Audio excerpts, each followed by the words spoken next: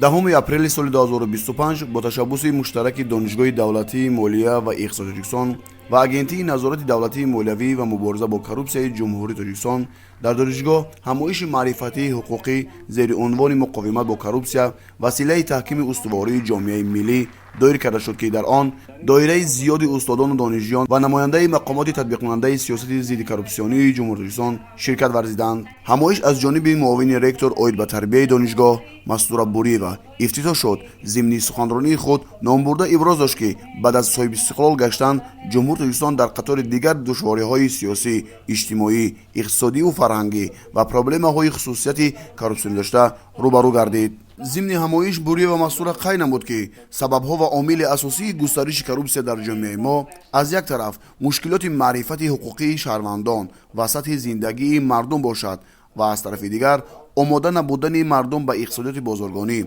инчунин дарк накардани қоидаву талаботҳои он мебошад. аз ин рӯ бо ибтикори сарвари давлат муҳтарам Эмомалӣ Раҳмон як қатор ислоҳоти ҳуқуқӣ дар самти танзими сохтори қонунҳо рӯи кор омад ва барои мубориза бо коррупсия чораҳои зарурӣ андешида шуданд. дар идомаи ҳамоиш сарнозири раёсати муқовимат бо коррупсияи агентии назорати давлатии молиявӣ ва мубориза бо коррупсия подполковники адлия Розиқзода Алихон Абдулҳаким андешаҳои хешро дар мавриди мавзӯи матраҳгарида баён дошта иброз намуд, ки дар ҷумҳури Тоҷикистон муносибатҳои ҷамъиятӣ бо қонунгузорӣ ба танзим дароварда шудааст.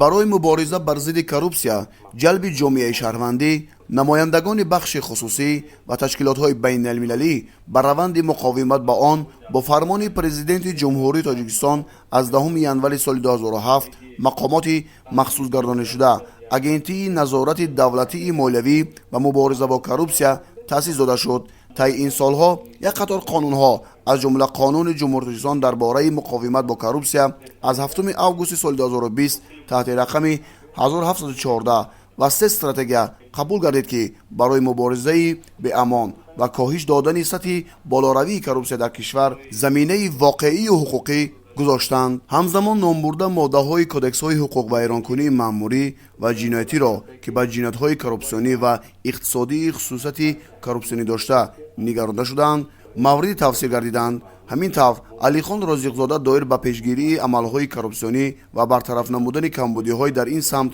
ҷой дошта ибрози назар намуда даъват ба амал овард, ки дар самти решакан намудани ин зуҳуроти номатлуб бетараф набошем.